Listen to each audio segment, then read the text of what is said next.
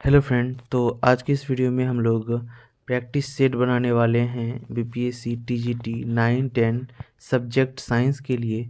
और काफ़ी important question मैंने उठाया है। ये लेवल बहुत ज़्यादा हार्ड भी नहीं है और ये लेवल बहुत ज़्यादा नॉर्मल भी नहीं है, एकदम मीडियम लेवल बनाया है ये क्वेश्चन, जिसे बनाने में थोड़ा सा सोचना भी पड़ेगा और अच्छे से बन भी जाएगा। ठीक है, तो कुछ इसी लेवल का क्वेश्चन जो होगा कि एग्ज़ाम में आपको देखने को मिलेगा, या तो इससे थोड़ा सा हार्ड हो सकता है या तो आपको यही लेवल मिलेगा, लेकिन इससे आसान आपको नहीं मिलेगा। तो चलिए वीडियो को स्टार्ट करने से पहले जो भी फर्स्ट टाइम चैनल पर विजिट किया चैनल को सब्सक्राइब कर लेना, क्योंकि मैं इसी तरह का जो है कि प्रैक्टिस सेट वीडियो और भी लाऊंगा। ठीक है, तो चलिए वीडियो को स्टार्ट करते हैं। तो पहला क्वेश्चन है कि कौन से धातु मेटल को किरोसिन में रखा जाता है। तो ध्यान दीजिएगा, धातु ऐसे कौन से हैं जिसको किरोसिन में रखा जाता है। तो आपका ऑप्शन में दिया हुआ है पोटेशियम, सोडियम, एल्यूमिनियम और है चौथा इनमें से कोई नहीं या एक से अधिक। तो इस क्वेश्चन का आपको राइट आंसर देना है। तो इस क्वेश्चन का आपका राइट आंसर हो जाएगा एक से अधिक, क्योंकि आपका ये पोटेशियम भी किरोसिन तेल में रखा जाता है और सोडियम को भी किरोसिन तेल में रखा जाता है। ठीक है, बढ़ते हैं नेक्स्ट क्वेश्चन की ओर। तो नेक्स्ट क्वेश्चन आपका ये आप चेक कर सकते हैं एनसीईआरटी केमिस्ट्री 10th का पेज नंबर 46 में। बढ़ते हैं अगले प्रश्न की ओर। तो आपका अगला प्रश्न है कि कौन सा शैवाल फ्लैजिला युक्त होता है। तो फ्लैजिला युक्त होता है, ये ध्यान दीजिएगा कि ये बोल रहा है फ्लैजिला युक्त। तो आपका ऑप्शन है यूलोथ्रिक्स, स्पायरोगैरा, फ्यूकस और कोई नहीं या एक से अधिक। तो इस क्वेश्चन का आपका राइट आंसर देना है आपको कि कौन सा फ्लैजिला युक्त होता है। तो आपका हो जाएगा आपका यूलोथ्रिक्स, ये होता है फ्लैजिला युक्त। ठीक है, और जो आपका स्पायरोगैरा होता है ये होता है आपका फ्लैजिला विहीन। ठीक है, ये युक्त होता है इस यूलोथ्रिक्स और ये स्पायरोगैरा जो होता है फ्लैजिला विहीन होता है। ठीक है, उसी प्रकार आप और भी ये सारा चीज़ देख सकते हैं एनसीईआरटी बायो 11 पेज नंबर 25 में सारा डिटेल देख सकते हैं। तो बढ़ते हैं अगले प्रश्न की ओर, जो कि फिजिक्स से है कि कॉनकेव मिरर में वस्तु को कहाँ रखने पर प्रतिबिंब उसी पर बनेगा जहाँ पे वस्तु है। ठीक है, तो इस क्वेश्चन को ध्यान से पहले समझिएगा फिर इसका आंसर दीजिएगा। जैसे पहला तो बोल रहा है कि कॉनकेव मिरर इस प्रकार का होता है कॉनकेव मिरर, और कॉनकेव मिरर में वस्तु को कहाँ रखने के प्रतिबिंब उसी पर बनता है। तो क्या क्या होता है कॉनकेव मिरर में, ये आपका हो गया पोल, और यहाँ पे आपका हो गया फोकस, ये हो गया आपका वक्रता केंद्र और ये हो गया आपका इनफाइनाइट। ठीक है, यानी अनंत। तो यहाँ पे इसमें इन चारों में से कहाँ रखने पर जो है कि आपका वस्तु का प्रतिबिंब उसी पे बनेगा। तो इस क्वेश्चन का ऑप्शन दिया हुआ है फोकस पर, वक्रता केंद्र पर या अनंत पर। ठीक है, तो इस क्वेश्चन का आपका राइट आंसर हो जाएगा वक्रता केंद्र पर, क्योंकि जो ये अवतल दर्पण है ना, इस अगर यदि आप वक्रता केंद्र पे रखिएगा वो किसी वस्तु को सी पे, तो इसका प्रतिबिंब वक्रता केंद्र पर ही बनेगा। ठीक है, बढ़ते हैं अगले प्रश्न की ओर। तो इस क्वेश्चन का जो है कि ये एक्सप्लेनेशन है कि वस्तु को वक्रता केंद्र पर रखने पर प्रतिबिंब सी पर बनता है जो वास्तविक, उल्टा और वस्तु के बराबर होता है। बढ़ते हैं अगले प्रश्न की ओर। तो अगला प्रश्न है कि प्रोटीन का आरक्यू यानी श्वसन गुणांक कितना होता है। और ये सभी क्वेश्चन जो है ना आप लोग प्रैक्टिस कर चुके हैं कम्युनिटी टैब में। मैं जो डेली एक क्विज देता हूँ 2 क्वेश्चन 1 क्वेश्चन का, वो आपसे इसलिए देता हूँ ताकि आपको प्रैक्टिस हो सके।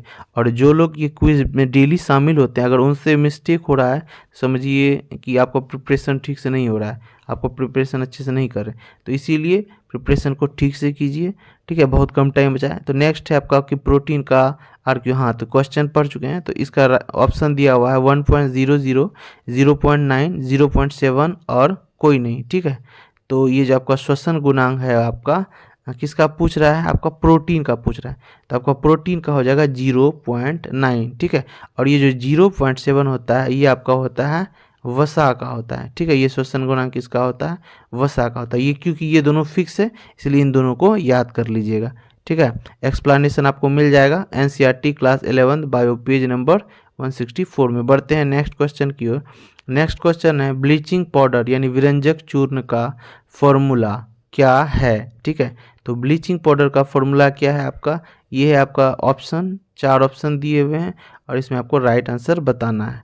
तो इस क्वेश्चन का राइट आंसर हो जाएगा आपका CaOCl2 को क्या बोलते हैं आपका, विरंजक चूर्ण यानी ब्लीचिंग पाउडर, ठीक है।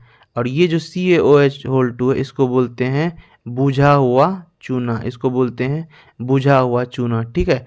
जो कि CaO यानी अनबुझा चूना को जब जल के साथ अभिक्रिया कराएंगे तो CaOH2 बनेगा, ठीक है।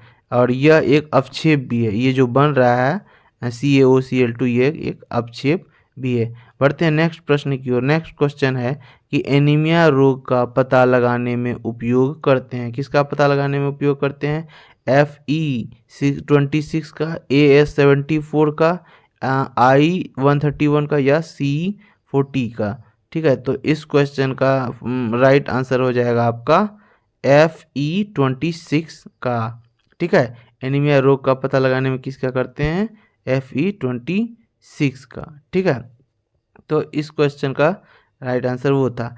नेक्स्ट क्वेश्चन की ओर चलते हैं कि लाइकोपीन एक डैश डैश पिगमेंट है, ठीक है। लाइकोपीन एक पिगमेंट है, क्या है आपका ऑप्शन, कैरोटीन, ज़ैंथोफिल और कोई नहीं या एक से अधिक, 3 ही ऑप्शन दिए हुए हैं। तो इस क्वेश्चन का आपका राइट आंसर हो जाएगा, क्या हो जाएगा आपका इस क्वेश्चन का राइट आंसर, कैरोटीन, ठीक है। जो ये होते हैं वर्णक जो होते हैं ये 2 टाइप के होते हैं ना, ठीक है। एक तरफ होता है आपका क्लोरोफिल ए से लेकर ए, क्लोरोफिल बी, क्लोरोफिल सी और क्लोरोफिल डी, और एक तरफ आपका होता है कैरेटिनॉइड। तो कैरेटिनॉइड में 2 तरह के होते हैं कैरेटिनॉइड, एक कैरेटिनॉइड होते हैं कैरोटीन और दूसरा होते हैं कैरेटिनॉइड ज़ैंथोफिल, ठीक है। लेकिन ये जो लाइकोपीन है ये किसका एग्जांपल है, कैरेटिनॉइड का, कैरोटीन का, ठीक है। तो बढ़ते हैं नेक्स्ट क्वेश्चन की ओर। नेक्स्ट क्वेश्चन है आपका कि हृदय धमनी रोग यानी CAD है, क्या है आपका, एथिरोकार्डिया, एंजाइना पेक्टोरिस या मेनेंजाइट या फिर कोई नहीं। तो इस क्वेश्चन का आपका राइट आंसर हो जाएगा आपका एथिरोकार्डिया, ठीक है। बढ़ते हैं अगले प्रश्न की ओर। तो अगला प्रश्न है आपका कि इनमें से कौन सा एसिड जो है कि कैरोटिनॉइड को व्युत्पन्न यानी ड्राइव करता है, ठीक है। कैरोटिनॉइड से रिलेटेड दूसरा क्वेश्चन है ये। तो कौन सा एसिड है जो कैरोटिनॉइड को व्युत्पन्न यानी ड्राइव करता है, ठीक है। ये नीट का क्वेश्चन है तो ये इसको अच्छे से जवाब देना। ये वो लगभग मैंने जो है कि नीट का क्वेश्चन ही उठाया है, कुछ कुछ NCERT से उठाया है, ठीक है। जो मैं प्रैक्टिस करवाता हूँ डेली का क्विज जो देता हूँ 1 से 2 क्वेश्चन आप लोगों को। तो इसका हो जाएगा आपका ड्राइव करता है एब्सिसिक एसिड, ये जो है कैरोटिनॉइड को क्या करता है, ये वाला एसिड ड्राइव करता है, ठीक है। बढ़ते हैं अगले प्रश्न की ओर। तो अगला प्रश्न है आपका कि प्लाज्मा में कौन से आयंस नहीं पाए जाते हैं। तो प्लाज्मा में ये सभी आयंस होते हैं और इनमें से कोई एक है जो कि नहीं पाए जाते, जैसे Na+, Ca++, Mg+ या K+। तो इस क्वेश्चन का आपका राइट आंसर हो जाएगा ये, राइट आंसर मतलब ये प्लाज्मा में नहीं पाया जाता इसलिए ये राइट आंसर हो जाएगा, क्योंकि क्वेश्चन बोल रहा है नहीं पाया जाता, बल्कि आपका प्लाज्मा में Na+, Ca+ और Mg++ पाया जाता है, ठीक है। बढ़ते हैं अगले प्रश्न की ओर, यहाँ पे देख भी सकते हैं, ठीक है। बढ़ते हैं अगले प्रश्न की ओर। तो अगला प्रश्न है कि केनाल रे की खोज किसने की थी, हु डिस्कवर्ड केनाल रे। तो ये सारे ऑप्शन दिए हुए हैं और इस क्वेश्चन का राइट आंसर हो जाएगा आपका गोल्डस्टीन ने केनाल रे की खोज की थी 1886 ईस्वी में, ठीक है। बढ़ते हैं अगले प्रश्न की ओर कि LPG गैस में सुगंध के लिए क्या मिलाया जाता है। तो LPG में क्या मिलाया जाता है, आप लोग नॉर्मली पढ़ते हैं इथाइल मर्केप्टन। तो जो इथाइल मर्केप्टन पढ़ते हैं उसी इथाइल मर्केप्टन को बोलते हैं हम लोग इथेनॉल, ठीक है। यही आपका राइट आंसर हो जाएगा, उसी को बोलते हैं इथाइल मर्केप्टन को ही ये बोलते हैं, ठीक है। तो ये है आपका डिस्कशन भी दिया हुआ है कि जो है कि इथेनॉल जो है कि कॉमनली नोन एज इथाइल मर्केप्टन, ठीक है। बढ़ते हैं अगले प्रश्न की ओर। अगला प्रश्न है पेरेन्काइमा एक उत्तक है, आपको पेरेन्काइमा एक कौन सा उत्तक है, ग्राउंड टिश्यू है या एपिडर्मल टिश्यू है या वस्कुलर टिश्यू है या फिर कोई नहीं। तो आपका पेरेन्काइमा कौन सा टिश्यू है, आपका ग्राउंड टिश्यू है। यानी पेरेन्काइमा क्या करते हैं, आपका विकास वाले भाग में होते हैं पेरेन्काइमा, तो जब विकास है तो इसीलिए वो क्या होंगे, ग्राउंड टिश्यू होंगे, भरण उत्तक हिंदी के नाम से भी समझ रहे होंगे। ठीक है, बी एंड सी के अलावा सारे उत्तक ग्राउंड टिश्यू है। B and. बढ़ते हैं नेक्स्ट क्वेश्चन की ओर। नेक्स्ट क्वेश्चन आपका कि which of the following plant show multi epidermis, यानी किस पौधे में एपिडर्मिस बहुस्तरीय होते हैं। तो ये वाला क्वेश्चन भी नीट का है। ठीक है, ये भी क्वेश्चन नीट का है। तो इस क्वेश्चन का राइट आंसर क्या होगा, ऑप्शन है आपका नेरिस, फाइकस या क्रोटन। ठीक है, किसका पूछ रहा है, किसका बहुस्तरीय होता है, एपिडर्मिस बहुस्तरीय होता है। ठीक है, एपिडर्मिस एक लेयर है। ठीक है, जो कि बहुस्तर किस पौधे में होता है। तो ये सभी पौधे के नाम दिए हैं, जिसमें से आपका राइट आंसर हो जाएगा एक से अधिक। क्या हो जाएगा आपका, एक से अधिक, क्योंकि जो ये नेरियम है और फिकस है दोनों ही मल्टी एपिडर्मिस होते हैं। ठीक है, ये नेरियम और फिकस दोनों में ही बहुस्तरीय होते हैं। ठीक है, अब नेक्स्ट क्वेश्चन की ओर आते हैं। तो नेक्स्ट क्वेश्चन है आपका प्रकाश संश्लेषण किसके अध्ययन से संबंधित है। Photosynthesis deal with the study of. तो प्रकाश रसायन किससे संबंधित है आपका, ये वाला ऑप्शन है फोटोन, तस्वीर और जो आपका अभिक्रिया जो यूवी प्रकाश के अवशोषण के साथ आगे बढ़ती है। तो ये जो आपका क्वेश्चन है ये वाला, ये आपका बीपीएससी टीचर का जो एग्ज़ाम हुआ टीजीटी साइंस का हाल ही में, उसी का ये क्वेश्चन है। और इसका राइट आंसर हो जाएगा आपका ये, क्योंकि यहाँ पे पूछ रहा है ये प्रकाश रसायन। ठीक है, प्रकाश ऊर्जा थोड़ी ना बोल रहा है, या प्रकाश लाइट थोड़ी बोल रहा है, यहाँ बोल रहा है प्रकाश रसायन। जब रसायन की बात है तो उससे समझ लिए सीधी सी बात, अभिक्रिया प्रकाश से जो होने वाली अभिक्रिया है। तो अभिक्रिया है प्लस प्रकाश में यूवी होता है, तो यूवी का अवशोषण करके ही बहुत सारे काम होते हैं, इसीलिए है कि यूवी के साथ आगे बढ़ती है। ठीक है, फोटोन, तस्वीर ये सभी नहीं होगी, क्योंकि प्रकाश खुद फोटोन का रूप है। ठीक है, अब है कि कौन से मॉड्यूलेशन टीवी कार्यक्रम के प्रसारण के लिए उपयोग किए जाते हैं। ये भी आपका जो है कि प्रीवियस ईयर का क्वेश्चन है, प्रीवियस जो एग्ज़ाम हुए उसी का क्वेश्चन है। ठीक है, तो कौन सा किए जाते हैं आयाम मॉड्यूलेशन में, आपका है आयाम मॉड्यूलेशन, आवृत्ति मॉड्यूलेशन, ए बी दोनों, या फिर कला या फेज मॉड्यूलेशन।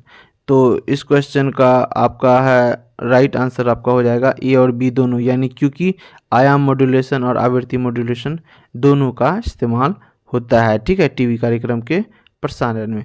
बढ़ते हैं नेक्स्ट क्वेश्चन की ओर कि चर्म शोधन में किसका उपयोग किया जाता है। सिनकोना का, टैनिन का, सफ़ेद मुसल का, मुसली का, या फिर कोई नहीं। तो इस क्वेश्चन का राइट आंसर हो जाएगा आपका टैनिन। टैनिन जो होता है चर्म शोध में इसका उपयोग किया जाता है, क्योंकि प्लांट वाले चैप्टर में हम लोग पढ़ेंगे कि जो प्लांट के कुछ कुछ वेस्ट होते हैं उनसे हम लोग क्या करते हैं, हम इंसानों के लिए प्लांट के वेस्ट फ़ायदेमंद हो जाते हैं। ज़्यादातर प्लांट के वेस्ट जो होते हैं फ़ायदेमंद ही हो जाते हैं, हम इंसानों के लिए फ़ायदेमंद बन जाते हैं। उसके लिए वो वेस्ट होते हैं, लेकिन हम लोगों के लिए फ़ायदेमंद हो जाते हैं। उनके द्वारा जो वेस्ट के रूप में ऑक्सीजन निकलता है वो हम लोग यूज़ कर लेते हैं, तो हम लोगों के लिए फ़ायदेमंद हो गया, उसके लिए भले ही एक्सक्रेटरी प्रोडक्ट हो गया। तो ये है आपका एक्सप्लेनेशन, आप देख सकते हैं। उसके बाद नेक्स्ट क्वेश्चन है आपका ग्लाइकोलाइसिस के फलस्वरूप ऊर्जा उत्पाद नहीं होता है। तो ये बहुत ही इजी क्वेश्चन है, जिसको आप लोगों ने ये वोटिंग कराए थे, तो इसमें आप लोगों ने बहुत सारे क्या क्या गलत सलत दे दिया है, कुछ कुछ सही भी दिए हैं 45%। तो इसमें क्या है कि ग्लाइकोलाइसिस, ठीक है, तो हमारे शरीर में दो प्रोसेस होते हैं। पहले एक तो ग्लाइकोलाइसिस होता है जो कि कोशिका द्रव में होता है, उसके बाद नेक्स्ट होता है आपका माइटोकॉन्ड्रिया में। ठीक है, तो आपका जो ग्लाइकोलाइसिस के फलस्वरूप होता है दो ऊर्जा एटीपी का निर्माण होता है। ठीक है, तो यहाँ पे लेकिन क्वेश्चन पूछा गया कि नहीं होता है। ठीक है, तो जब नहीं होता है तो ये होता है, इसीलिए ये छोड़ के नहीं होता है कौन, ये भी नहीं होगा, ये भी गलत है, ये भी गलत है। तो आपका कौन कौन सा नहीं में आ जाएगा, आपका एक से अधिक, यानी क्योंकि ये सिर्फ एक रहता है तो एक गलत, दो रहता है दो, तो एक से अधिक ना गलत है, तो इसीलिए एक से अधिक राइट आंसर हो जाएगा। ठीक है, बढ़ते हैं नेक्स्ट क्वेश्चन की ओर कि लेड नाइट्रेट को जो अगर सोडियम आयोडाइड के साथ रिएक्शन कराएंगे तो क्या होगा। तो इनमें से बहुत सारे लोगों ने श्वेत अपक्षेप जवाब दिया था, जबकि राइट आंसर हो जाएगा आपका पीला अपक्षेप। ठीक है, बढ़ते हैं केमिकल रिएक्शन एंड इक्वेशन का ये सवाल था। तो है नेक्स्ट क्वेश्चन की वॉच यानी घड़ियों में क्वार्टज यूज होता है किसका, सिलिकॉन डाइऑक्साइड का या SI SiO2 सिलिकॉन डाइऑक्साइड का, या फिर नाइट्रोजन सिलिकेट का, सोडियम सिलिकेट का, या फिर कैल्शियम सिलिकेट का। तो इस क्वेश्चन का आपका राइट आंसर हो जाएगा सिलिकॉन डाइऑक्साइड का। बढ़ते हैं नेक्स्ट क्वेश्चन की ओर। तो नेक्स्ट क्वेश्चन है आपका कैल्शियम ऑक्सीलेट किनसे प्राप्त होता है।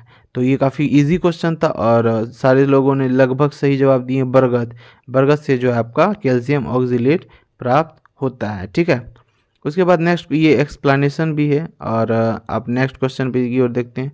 तो जो है नेक्स्ट क्वेश्चन है सुक्रोज को ग्लूकोज एवं फ्रुक्टोज में बदलता है। कौन बदलता है? तो ये ऑप्शन दिए हुए हैं इन्वर्टेज, लैक्टेज, एरेप्सिन या फिर माल्टेज। तो जो है कि ग्लूकोज को जो सुक्रोज फ्रुक्टोज में कौन बदल देता है? आपका इन्वर्टेज बदल देता है। ठीक है, इन्वर्टेज ग्लूकोज को जो सुक्रोज को ग्लूकोज तथा फ्रुक्टोज में तोड़ देता है। फॉर्मूला क्या होता है? C6H12O6 दोनों का। ठीक है, अब बढ़ते हैं नेक्स्ट क्वेश्चन की ओर। नेक्स्ट क्वेश्चन है, यहाँ पे ये एक्सप्लेनेशन देख सकते हैं। नेक्स्ट क्वेश्चन है आपका कि जाइमेज एंजाइम के प्रभाव से होता है। ठीक है, जाइमेज एंजाइम के प्रभाव से होता है। ये सारा कुछ जितना भी सवाल है आपको सारा NCERT में मिल जाएगा, आप उसको अच्छे से स्टडी करेंगे। ठीक है, और नीट के प्रीवियस ईयर में भी आपको मिल जाएगा, और कुछ BPSC TGT जो एग्ज़ाम हुए हाल ही में साइंस वाले उसमें भी मिल जाए आपको। तो जाइमेज एंजाइम जो है उसके प्रभाव में ये होता है। क्या क्या किस में होता है जाइमेज एंजाइम के प्रभाव में? तो समझिए क्वेश्चन को। बोल रहा है कि एनएरोबिक रेस्पिरेशन या फिर फ्रेगमेंटेशन या फिर एरोबिक रेस्पिरेशन या एक से अधिक। तो देखिए ये जो आपका है जाइमेज एंजाइम की उपस्थिति में, ये किस में? जाइमेज एंजाइम की उपस्थिति में आपका किण्वन होता है। कवक में जो होता है ये किण्वन वो जाइमेज एंजाइम की उपस्थिति में ही होता है। और ये जो किण्वन जो होता है ये तो एक तरह का अनॉक्सी शोषण है, तो इसीलिए दोनों सही है आपका। तो ये आपका राइट आंसर हो जाएगा, आपका एक से अधिक आपका राइट आंसर हो जाएगा। बढ़ते हैं अगले प्रश्न की ओर। अगला प्रश्न है आपका कि हाइड्रोजन यानी H+ और K+ का सेक्रेशन होता है। ठीक है, तो ये आपका बायोलॉजी का सवाल है, आपका एक्सक्रीटरी सिस्टम वाले में। तो ये जब नेफ्रॉन की संरचना पढ़ेंगे उसमें है ये कि जब H+ और K+ का सेक्रेशन कहाँ होता है, किससे किस में होता है।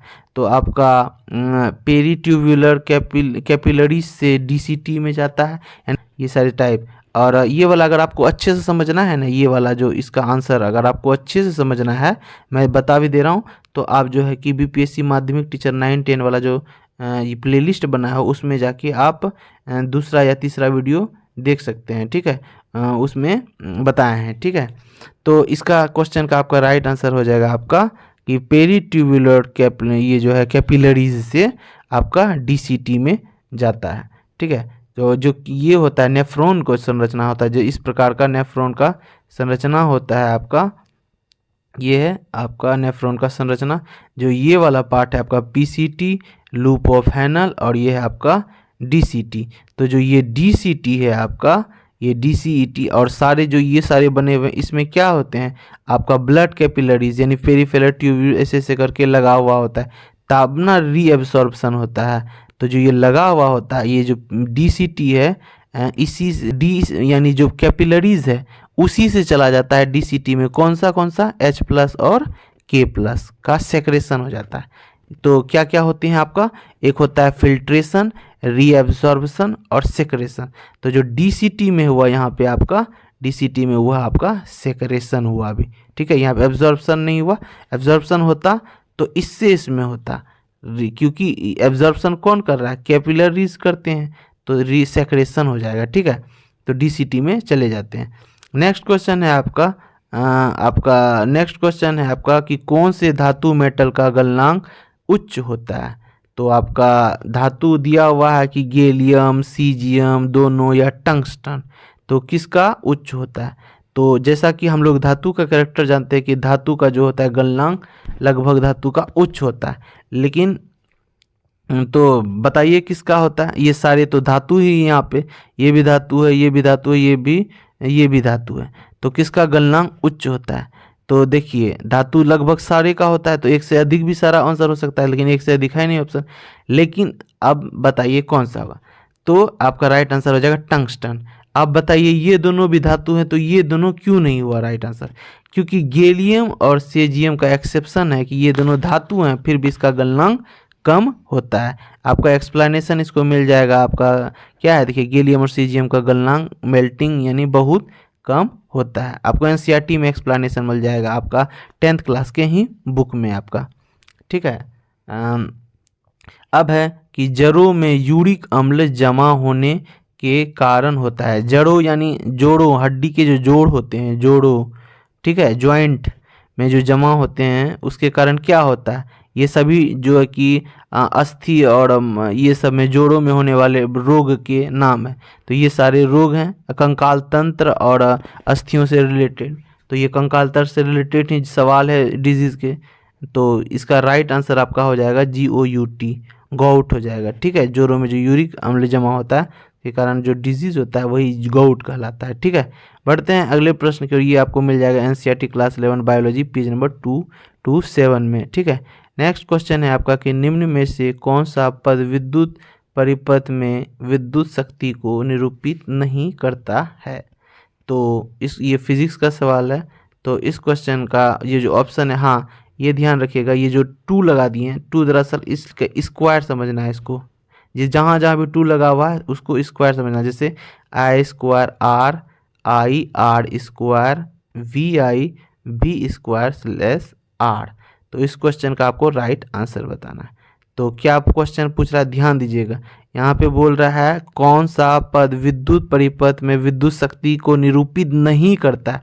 देखिए जरूरी नहीं है कि जो बीपीएससी टीचर वाला एग्जाम होगा साइंस वाला, उसमें सारा न्यूमेरिकल नहीं पूछे, फॉर्मूला से रिलेटेड भी पूछेगा, क्योंकि इस बार फॉर्मूला से रिलेटेड भी पूछा गया, इसका क्या फॉर्मूला उसका क्या फॉर्मूला, हाँ लेकिन लेंथी कैलकुलेटिव टाइप का, ठीक है, या इजी भी पूछ सकता है इस बार। तो इसका राइट आंसर हो जाएगा आपका IR²। ये जो है आपका निरूपित नहीं करता है विद्युत शक्ति को, ठीक है। इनके अलावा ये सारे करते हैं। बढ़ते हैं नेक्स्ट प्रश्न की ओर। आपका निम्न में से कौन लाल शैवाल है। तो आपका लाल शैवाल कौन सा है। तो 3 तरह के शैवाल होते हैं ना, आपका हरा शैवाल, लाल शैवाल और भूरा शैवाल। तो जो लाल शैवाल हैं, लाल शैवाल इनमें से कौन है, ठीक है। ये जंतुओं के ना, पौधे के प्लांट के नाम दिए हुए हैं, जैसे कि ये है आपका पॉलीसाइफोनिया, ये जो है आपके लाल शैवाल हैं। क्या है आपके लाल शैवाल हैं। बाकी जो आपका वोल्वॉक्स और लेविनेरिया है, ये हरित शैवाल हैं। और ये आपका फ्यूकस जो है आपका शायद आपका ये भूरा शैवाल। ये आप एक्सप्लेनेशन इसमें देख लीजिएगा NCERT 11th biology page number 25 में। बढ़ते हैं नेक्स्ट क्वेश्चन की ओर कि प्रतिवर्ती क्रिया यानी रिफ्लेक्स एक्शन के लिए, रिफ्लेक्स एक्शन क्या है। अगर मान लीजिए अचानक से कोई गर्म वस्तु हम लोग छू लेते हैं तो बिना दिमाग में सोचे और अचानक से एक्शन कर लेते हैं, हट जाते हैं वहाँ से, या करंट लगने पे अचानक छिटक जाते हैं। तो उस तरह का जो है एक्शन, वो उसके लिए कौन जिम्मेदार है। क्या सेरेब्रम, मेरुरज्जु या पीयूष ग्रंथि, या कोई नहीं या एक से अधिक। तो आपको इसका जवाब देना काफ़ी इजी है ये, और 10th में पढ़े भी होंगे। तो ये सेरेब्रम ब्रेन का भाग है, ये भी ब्रेन का भाग है, और मेरुरज्जु जिसको स्पाइनल कॉर्ड कहते हैं। तो इस क्वेश्चन का राइट आंसर हो जाएगा ये, क्योंकि अगर ब्रेन तक अगर जाएगा मैसेज और फिर हम लोग एक्शन करेंगे तो उसमें बहुत टाइम लग जाएगा। इसीलिए वो जो एक्शन होता है जो सडनली हम लोग करते हैं, जिसको कि हम लोग रिफ्लेक्स एक्शन बोलते हैं, वो किसके कारण, स्पाइनल कॉर्ड के कारण, मेरुरज्जु के कारण जो इस टाइप का होता है, ठीक है। ये है आपका, मान लीजिए ये आपका हैंड है, ठीक है, और इसमें यहाँ पे कोई भी गर्म चीज़ छुआ और यहाँ पहुँचा और बिना मस्तिष्क में जाए ये वापस आ जाता है एक्शन करने के लिए कहता है, ठीक है। ये है आपका स्पाइनल कॉर्ड, ठीक है। अब बढ़ते हैं अगले क्वेश्चन और लास्ट प्रश्न की ओर कि निम्न में से किसके साथ AI यानी एल्युमिनियम जो है कि अभिक्रिया करेगा। ये क्वेश्चन भी काफ़ी अच्छा है, नीट का ये सवाल है कि निम्न में से किसके साथ एल्युमिनियम अभिक्रिया करेगा, ठीक है। तो ये है आपका नीट का सवाल, ठीक, ये भी आपका है नीट का सवाल। तो आपका है कोल्ड H2O के साथ अभिक्रिया करेगा, को हॉट H2O के साथ अभिक्रिया करेगा, या फिर वाष्प के साथ अभिक्रिया करेगा। H2O में जब G लगा रहे तो समझिए वाष्प है, वो अभिक्रिया करेगा, या इनमें से कोई नहीं है एक से अधिक। तो इस क्वेश्चन का आपका राइट आंसर हो जाएगा आपका H2OG, क्योंकि ये जो एल्युमिनियम होते हैं और जिंक वगैरह जो होते हैं, एल्युमिनियम, जिंक, ये सभी जो होते हैं कोल्ड वाटर और H2O के साथ अभिक्रिया नहीं करते, सिर्फ वाष्प के साथ अभिक्रिया करते हैं। तो आज का ये जो प्रैक्टिस सेट अच्छा लगा हो आपको तो वीडियो को लाइक कर देना और अपने दोस्तों तक ज़रूर शेयर करना। हाँ, और चैनल को सब्सक्राइब कर लेना क्योंकि इसी तरह की वीडियो और भी आती रहेगी। मिलते हैं नेक्स्ट वीडियो में।